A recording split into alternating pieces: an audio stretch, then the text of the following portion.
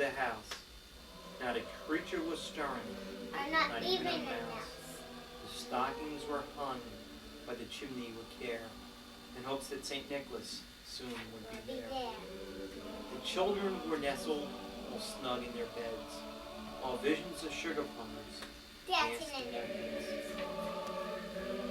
And Mama in her kerchief and I in my cap had just settled our brains for a long winter's nap.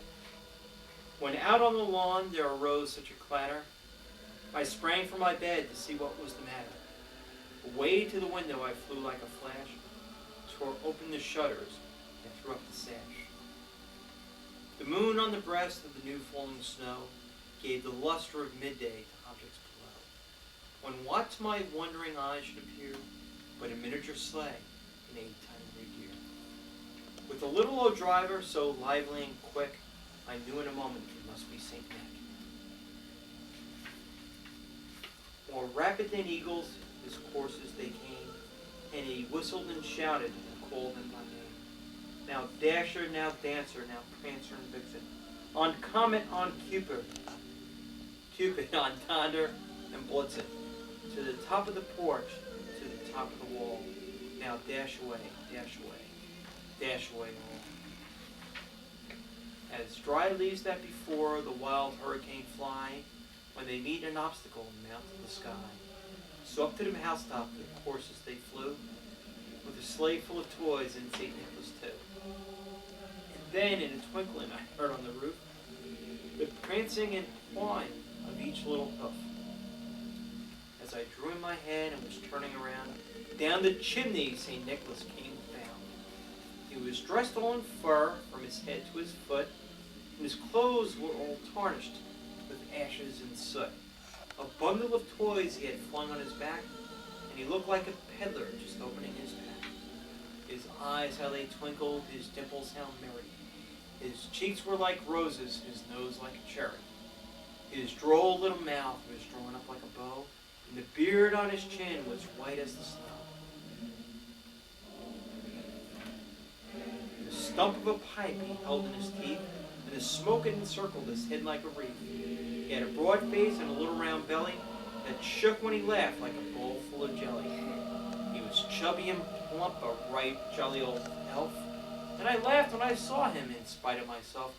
A wink of his eye and a twist of his head soon gave me to know I had nothing to dread. He spoke not a word, but went straight to his work, and filled all the stockings, then turned with a jerk, and laying a finger aside of his nose, and giving a nod up the chimney he rose. He sprang to his sleigh, to his team gave a whistle, and away they all flew like the down of a thistle. But I heard him exclaim, as he drove out of sight, "Happy Christmas to all, and to all a good night." The end. Okay, now we have to get broken cookies. What about this one? Mom, I grabbed the cookies. We want to have Sis, time. no, it's okay. It's early yet. We gotta be by Yeah, by 9. Fell lightly around it. The conductor stood at the open door of one of the cars. You know why I can't tell you that? Because my hand hurt. Thank you, sweetheart. He took a large pocket watch from his vest. Then he looked up at my window.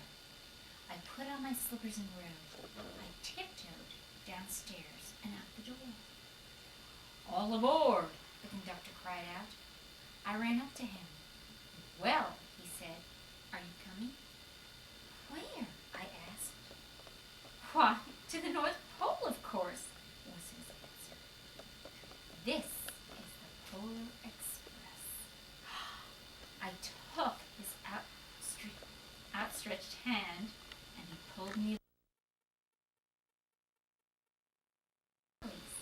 like a car on a roller coaster. These are good pictures. Aren't they clever? The mountains turned into hills, the hills to snow. We crossed a barren desert of ice, the great polar ice cap. Lights appeared in the distance. They looked like the lights of a strange ocean, a liner sailing on a frozen sea. "There," said the conductor. North Pole.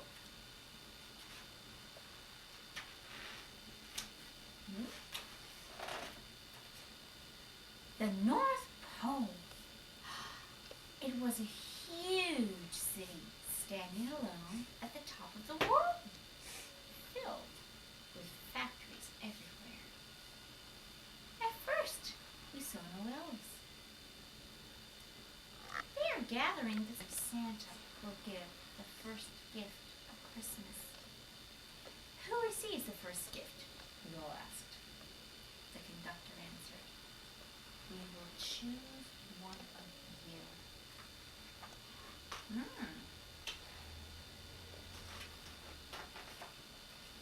Look!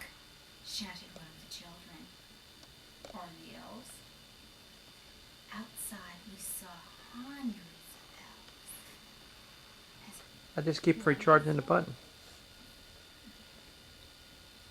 We pressed through the crowd to the edge of a large open circle. In front of us stood Santa's sleigh. The reindeer were excited. They pranced and paced, ringing the silver sleigh bells that hung from their harnesses. It was a magical sound, like nothing I'd ever heard.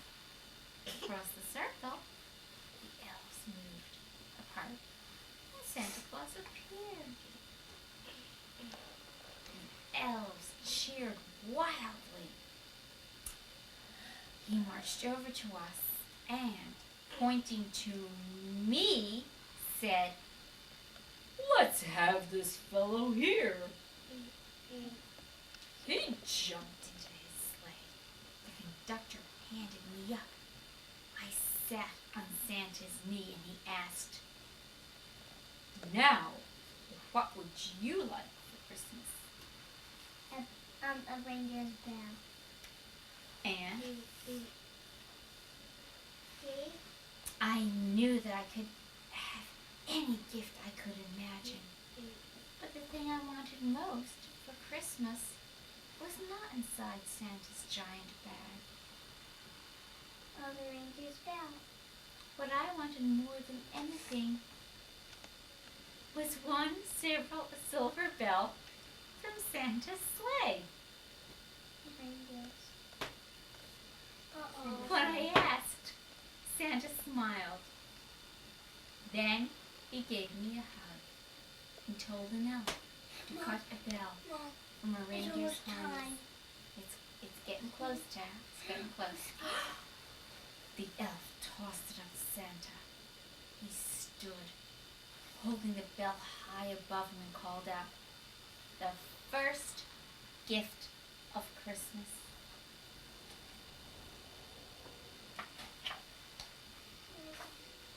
A clock struck midnight. Ding, ding, ding, dong, as the elves roared in my bathrobe pocket. It's going to have a hole in it. Shh. The conductor helped me down from the sleigh. Santa shouted out the reindeers' names and cracked the whip. His team charged forward and climbed into the air. Santa circled once above us, then disappeared in the cold, dark polar sky. As soon as we were back inside the Polar Express, the other children asked to see the bell. I reached into my pocket, but the only thing I felt was a hole. I had lost the silver bell from Santa Claus's sleigh. "Let's hurry outside and look for it," one of the children said. The train gave a sudden lurch and boom, started moving forward. We were on our way home. He's going to It get it. broke my heart to lose that bell. When the train reached my house, I sadly left the other children. I stood at my doorway and waved goodbye. The conductor said something from the moving train, but I couldn't hear him. "What?" I yelled out. He cupped his hands around his neck. "Merry Christmas," he shouted. Polar Express let out a loud blast from its whistle and sped away.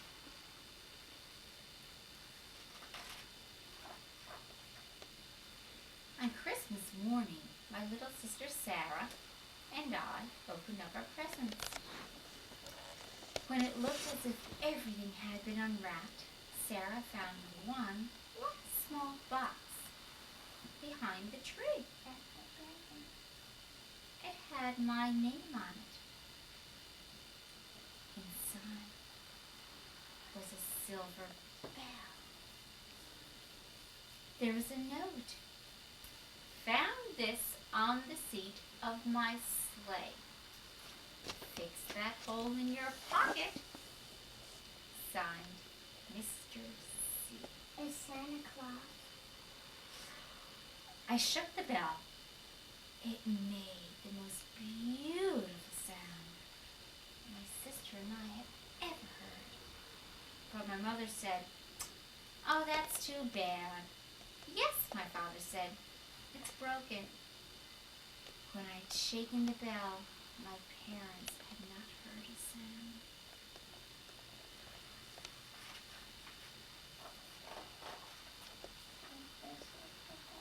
At one time, most of my friends could hear the bell, but as years passed, it fell silent for all of them. Even Sarah had one Christmas that she could no longer hear its sweet sound. And though I've grown old, the bell still rings for me as it does for all who truly believe. I hear some. Okay, let's get milk and cookies. Let's do it. Why are you so scared?